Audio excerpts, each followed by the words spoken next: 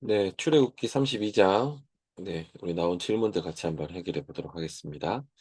그리고 첫 번째 질문인데요. 왜 이스라엘 백성들은 송아지 형상을 만들었을까요? 라고 이제 질문해 주셨습니다. 그죠? 우리 먼저는 그 당시에 그런 소, 송아지, 황소가 상징하는 것이 그런 풍요라든지 어떤 성적인 그런 활발함, 활력 등을 상징했었거든요. 특별히 우리 이스라엘 백성들은 이제 이집트에서 나온 지 얼마 되지 않았잖아요. 그래서 이제 메소포타미아 문명권에서는 이제 황소를 숭배하는 것이 일반적이었다라고 해요. 그리고 이집트 사람들이 섬겼던 신 중에서도 이제 황소를 형상화하는 그런 것들이 있었죠. 앞에서 얘기했던 것처럼 황소는 이제 힘이라든지 활력, 뭐 풍요를 상징하는 그런 동물이었거든요. 그러니까 황소라는 것 자체가 이제 출애굽 그런 공동체 이스라엘에게는 매우 익숙한 신의 모습이었다는 거죠. 근데 우리 좀 더 생각해 보면은 우리 황소가 아니라 우리 성경의 본문에서는 이제 송아지라고 이야기하고 있잖아요.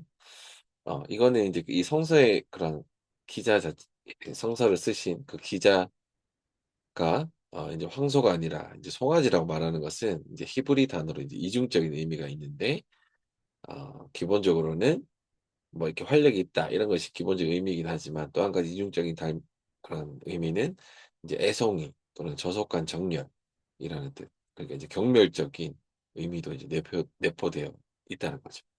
그래서 이 송아지라는 것, 특별히 황금 송아지라는 것은 이스라엘 백성들이 그런 메소포타미아 문명권에서 익숙했던 풍요와 그런 성적인 그런 이중적인 의미가 있었고, 또 한 가지는 황소가 아니라 송아지였기 때문에 애송이 또는 약간 저속하다, 경멸의 의미가 담겨져 있었다라고 보시면 될 것 같습니다. 그리고 두 번째 질문인데요. 두 번째 질문은 우리 황금 송아지를 가져다가 불살라서 부수어 가루를 만들어 물에 뿌려 이스라엘 자손에게 마시게 한 의미는 무엇일까요? 라고 질문해 주셨는데요. 우리 20절에 나오죠. 20절에 우리 모세가 먼저는 19절에 보면은 모세가 이제 그 시내산에서 40일 동안 하나님의 그런 성막을 만드는 방법을 듣기 위해서 40일 동안 있었는데, 이제는 내려와 봤더니 하나님께 듣긴 들었지만 그들이 막 황금성화의 주위를 춤추면서, 그 춤춘다는 그 자체가 그들이 출애굽했을 때 홍해를 건넜을 때 하나님을 기념해서 춤췄었는데, 이제는 하나님이 아니라 그런 황금 송아지를 앞에서 막 춤추고 돌고 있으니까 모세가 이제 화가 났 거죠. 어떤 신적인 분노다라고 생각할 수 있고, 그러면서 이제 그런 두 개의 돌판을, 그런 십계명의 돌판을 깨죠. 깼다는 건 두 가지 의미가 있어요. 분노했다라는 의미가 있고, 또 한 가지는 이제 언약이 파기되었다라는 의미가 있어요. 그래서 이제 황금 송아지를 이제 20절에 황금 송아지를 가져다가, 여기서 중요한 거는 동사거든요. 가져다가 불살라서 부수어서 가루를 만들고 물을 뿌려서 물에 섞어서 이제 자손들에게, 이스라엘 자손에게 먹게 했다는 건데, 이거는 첫 번째는 철저하게 그런 황금 송아지의 이제 무력함을 이제 보여주는 거죠. 너희가 만들었던 신이지만 너희가 부수어서 그렇게 갈아서 먹었다라는 이제 황금 송아지 신에 대한 무력함을 보여주는 것이었고, 또 한 가지 그다음 의미는 철저하게 황금 송아지를 이제 지우는 그런 의미가 있었어요. 이제 너희 이제 더 이상 황금 송아지를 숭배하는 이런 행위를 지워야 된다라는 의미가 있었고, 또 한 가지 이스라엘 자손에게 마시게 했다는 의미는 그들의 과오를, 그들의 몸의 행위를 통해서 또 기억해라라는 그런 세 가지 의미가 있었다라고 이제 해석할 수 있어요. 그 철저하게 황금 송아지의 그런 신상들이 무력하다. 그것을 너희가 지워야 된다. 그리고 저희의 몸에 이제 새겨서 다시는 이러한 일을 하지 않도록 해라. 라는 요런 세 가지 정도의 의미가 있었다라고 보시면 되겠습니다. 근데 우리 그다음 질문인데요. 아론은 왜 금을 불에 넣었더니 송아지가 생겼다고 말할까요? 라고 24절에 나온 내용을 질문을 줬는데요. 24절에 이제 그 모세가 이스라엘 백성들에게 간 다음에 이제는 아론에게 가죠. 아론이 지도자였잖아요. 모세가 우리 시내산 올라가기 전에 내가 무슨 일 있으면 우리 아론에게 가서 물어봐라 라고 했는데, 이제 아론에게 물어보는 거죠. 그랬더니 아론이 두 가지 핑계를 대요. 우리 24절에서 먼저는 불에 넣었더니 송아지가 생겼다라고 이야기하는 것은 첫 번째 거짓말이죠. 거짓말인데 이걸 누구의 탓으로 돌리는 거죠? 불의 탓을 돌리는 거죠. 어. "아 내가 불에 넣었더니 송아지가 생겼어요." 라고 이제 불의 탓으로 돌리는 거고 또 한 가지는 24 절이 아니라 그 23절 22 절을 봐도 되겠죠? 22 절부터 23절 보면은 세 번역으로 보면 "그렇게 나에게 그렇게 화를 내지 마십시오. 이 백성이 악하게 된 까닭을 아시지 않습니까?" 라고 이야기하면서 "이런 상황들 때문에 어쩔 수 없었다."라고 하면서 이스라엘 백성들을 또한 이스라엘 백성들이 핑계를 대죠. 23 절에 보면은 "그들이 나에게 우리 앞에 서서 우리를 인도하여 줄 신을 만들어 주시오. 우리 이집 땅에서 이끌어낸 모세라는 사람이 어떻게 되었는지 우리는 모르겠습니다." 하고 말하기에 라고 하면서 이스라엘 백성들 탓을 하죠. 이것은 어떻습니까? 여러분 에덴 동산에서 있었던 그런 일과 비슷하죠. 하나님께서 아담에게 물었더니 "저 여자 때문에 그렇습니다." 또 물었더니 "저 뱀 때문에 그랬습니다." 라고 탓했던 것처럼 아론도 자신의 잘못을 어떻게 보면 고백하기보다는 또 거짓을 이야기하는 거죠. 그러면서 "불 때문입니다. 이스라엘 백성 때문입니다." 라고 이야기하는 장면입니다.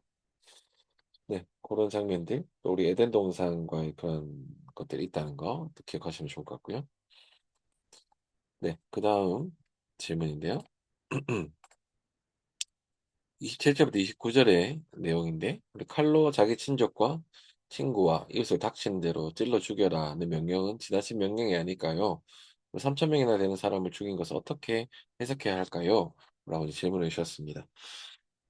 그쵸. 먼저는 우리 25 절에 보면은 "모세는 백성이 제멋대로 날뛰는 것을 보았다. 아론이 그들을 제멋대로 날뛰게 하여 적들의 조롱거리가 되게 한 것이다."라고 되어 있어요. "제멋대로 날뛰었다."라는 것은 무엇이냐 하면은 그들이 이미 어떻죠? 통제불능의 상태였다라는 것을 이야기하는 것이죠. 우리 개역개정에 보면은 "백성이 방자하니"라고 얘기하고 있어요. 방자하다, 방자하다. 그러니까 어떤 거죠? 그들이 하나님을 경외하고 하나님 앞에 돌이켜야 되는데 그들이 여전히 방자하고 있다. 그죠. 모세가 지금 백성들에게 "너희가 잘못되었다."라고 이야기했고 또 지금 아론에게 가서 지금 이야기하고 있는 이 상황에서도 그들은 어 방자하여서 음 방자하여서 계속해서 날뛰고 있는 거죠. 그랬더니 어떻죠? 26 절에 보면은 그들에게 한 번 더 기회 그때 첫 번째 기회를 줬던 거죠. 이제 황금 송아지 완전 이제 끝장냈을 때. 근데 26 절에 보면 이제 모세가 진흙에 서서 이렇게 이야기합니다. "누구든지 주님의 편에 설 사람은 나에게로 나오십시오." 한 번 더 모세가 이제 기회를 주는 거죠. 하지만 어떻습니까? 어 특별히 여기서 인제 중요한 단어는 뭐냐면은 "그러자 레위의 자손이 모두 그에게로 모였다."라고 되어 있어요. 어 모세가 지금 이렇게 외친 장소가 중요해요. 26 절에 보면은 "모세는 진어귀에 서서 명령했다."라고 이야기했거든요. 우리 개역 개정으로 보면은 모세가 진 문에 서서라고 얘기했죠. 우리 구약에서 문이라는 것, 어떤 성문에 들어가는 그 입구는 어떤 장소였죠?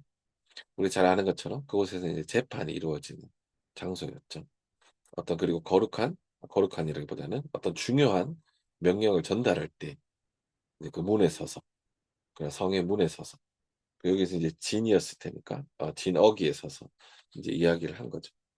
그러니까 지금 모세는 어떤 개인적인 어떤 단순한 분노에 의해서 이 사람들을 이제 처단하려는 것이 아니라 이제 하나님의 심판 그런 재판을 지금 하고 있는 거죠. 그러면서 그들에게 한 번 더 돌이킬 기회를 준 거예요. 그러니까 레위 자손이 나왔잖아요. 이거 레위 자손이 나왔다는 것은 또 우리가 성막에 대한 부분들 계속해서 얘기했던 것처럼 그들이 인제 제사장적인 역할을 감당할 것이다라는 것이고 그러면서 인제 어 28 절에 레위 자손이 이제 모세의 말대로 자기의 친족과 친구와 이웃을 닥치는 대로 죽였는데 한 3천 명쯤 되었다라는 거죠. 네. 우리가 언뜻 보기에는 '정말 잔인한 행위다.'라고 볼 수 있지만 우리 그 3천 명이나 되는 사람을 '그렇게 죽일 필요 있었을까?'라고 생각할 수 있지만 그들이 첫 번째, 지나친 명령이라고 보기 어려웠던 것은 그들이 제멋대로 날뛰었다, 방자했다, 여전히 하나님 앞에 돌이키지 않았기 때문에, 그들에게 충분히 기회가 있었지만 돌이키지 않았기 때문에 그들에게 심판이 있었다라는 것이고, 3천 명이나 되는 사람을 죽였다라고 했을 때 이 3천 명이나 되는 것이 우리가 생각했을 때 참 많다라고 느껴지겠지만, 하나님께서 이스라엘 전체를 제일 처음에 멸하시려 하셨잖아요. 그래서 내가 모세 너를 통해서 다시 시작하겠다 라고 했지만, 모세의 기도를 통해서, 만류를 통해서 하나님께서 멈추셨잖아요. 그리고 이제는 이제 3천 명이라는 것은 이스라엘 전체를 생각했을 때는 그렇게 큰 숫자다라고 생각할 수는 없을 것 같아요. 네, 여기와 관련해서 또 김기소 목사님이 광야에서 길을 묻다라는 출애굽기 주석에서는 또 그렇게도 이렇게 해석하는 부분이 있는데요. 그거를 좀 보면 도움이 될 것 같아서 제가 말씀을 드리면은, 김기서 목사님은 그 출애굽기 산책이라는 그 광야에서 길을 묻다라는 책에서 어 이미 그들은 이미 귀를 막았다는 거죠. 모세와 그런 여러 가지 몇 번의 이야기를 했지만 그들이 귀를 막고 계속해서 거부했다. 그렇기 때문에 심판을 받을 수 없었다.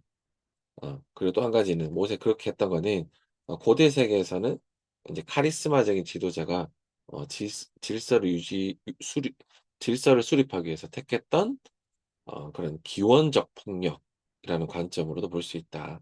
그 기원적인 폭력이었다라는 거죠. 그러니까 인제 이렇게 우상 숭배에 지금 빠져서 혼란에 빠져 있잖아요.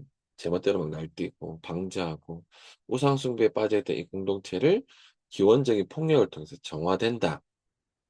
라는 고대 세계의 사고가 이 이야기 속에 반영되어 있다라고 이제 해석을 하셨어요. 그래서 우리 29 절에 보면은 "여호와께 헌신하게 되었다."라고 이제 말하잖아요. 그러니까 이 제사장들이 하나님께서 허락해 주신 폭력을 행했다라고 인제 해석하고 있어요. 그리고 또 한 가지 추가적으로 얘기하신 건 뭐냐면은, 그 성막 안에서 그런, 비록 사람이 아니지만 제물을, 희생 제물을 죽이는 일종의 제의화된 폭력이 일어나잖아요.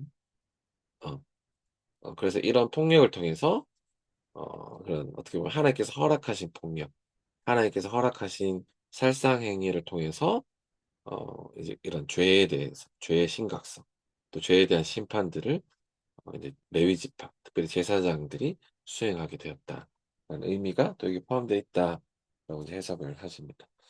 네. 좀 더 깊이 또 추가적으로 또 생각해 볼 수 있는 부분이어서 같이 나누어 봤습니다. 네. 이번 주는 이제 황금 송아지를 만드는 참 장면에 대한 내용이었습니다. 네. 그러면 질문 나온 것은 여기까지 해결하도록 하겠습니다.